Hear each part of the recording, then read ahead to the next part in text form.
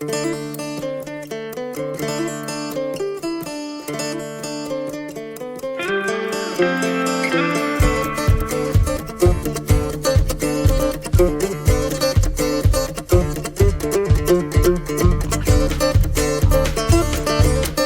to the Hay Kings podcast, brought to you by Chrome, dedicated to hay and forage producers.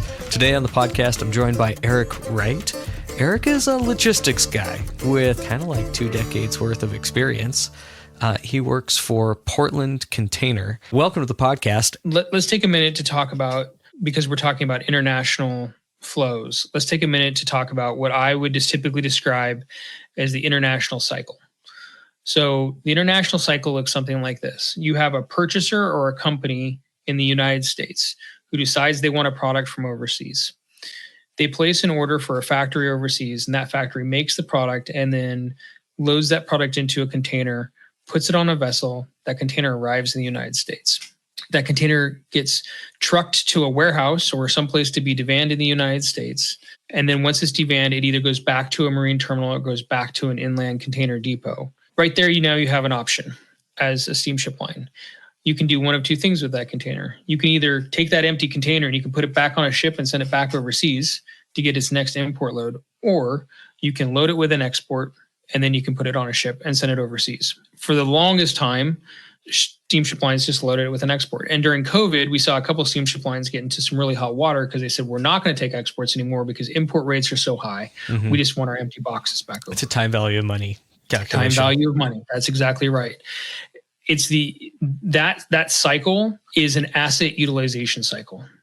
In the steamship world, the number one thing that they all pay attention to is cash flow to the boat or attribution to the boat, right? How much money of that ocean bill of lading revenue actually got applied to operating that boat after you pay the port, after you pay the railroad, after you pay the trucker, after you pay for the container, all those things, how much of that money actually got applied to the vessel itself, which is why you see larger and larger vessels being used, because economics of scale, right? It doesn't actually take that much more energy to move a large vessel compared to the number of containers you can put on a vessel and the revenue you can generate off of it. That cycle right there has a rhythm to it.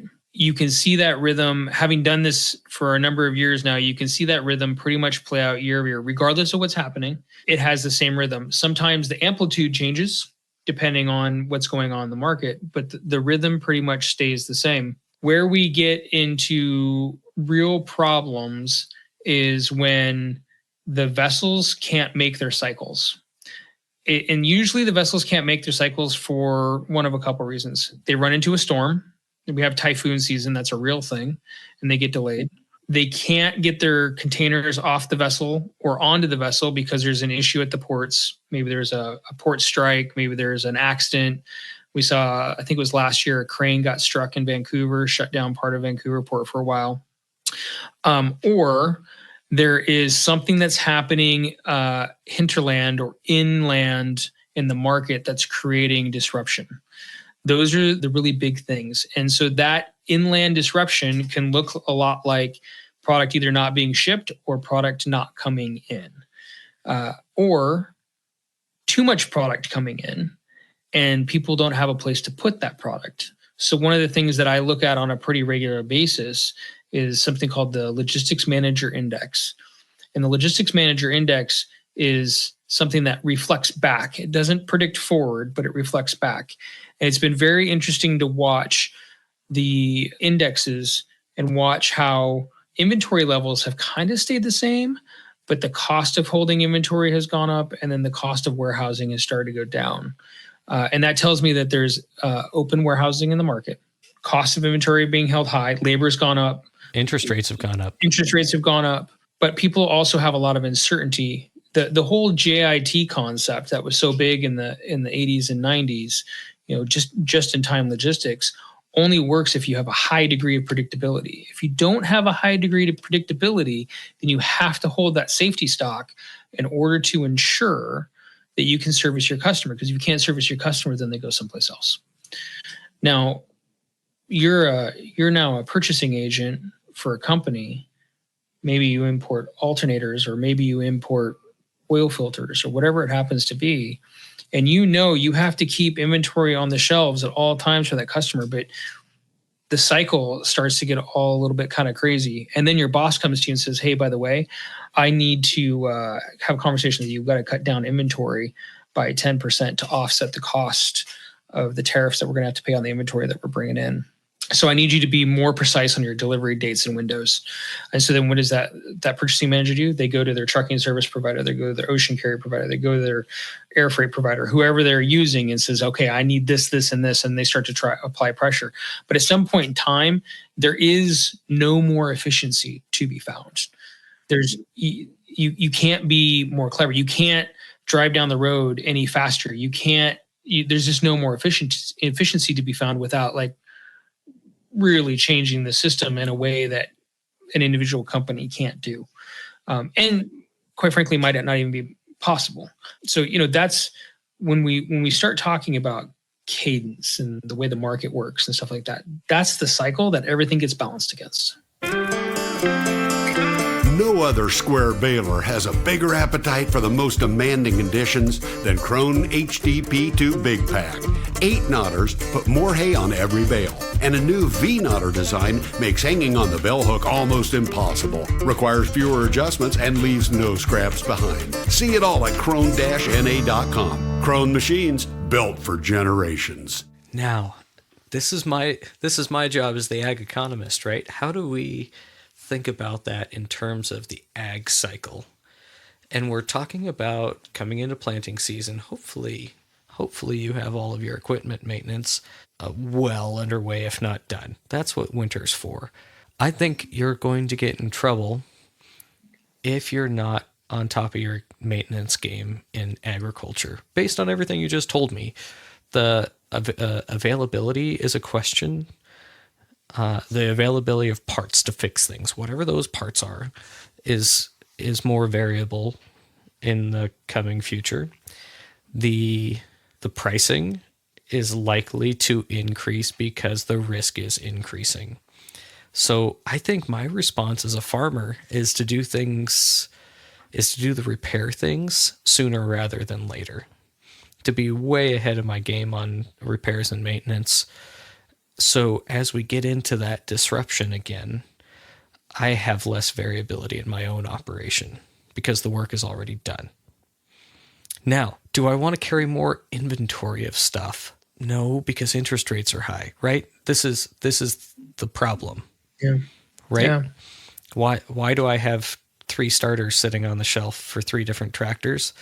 Well, because sometimes that's actually worth it to have that inventory there. Like the swather. I'm just going to use the example of the swather, and I'm just thinking out loud at this point.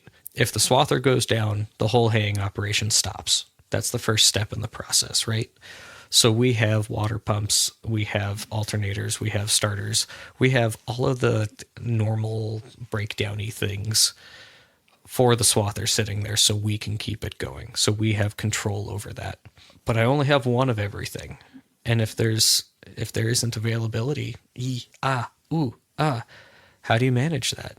Well, the good news is that inside the United States, we have an incredibly robust logistics system. And you can get almost anything from anywhere in this country to another place in this country in under 24 hours if you just pay enough money. Oh, right. So, I mean, I guess it comes back to the time value of cash and we know where you want to put your money. But, domestically speaking, as long as you've got, and we run into this on the trucking side, right? And we ran into it during COVID for sure.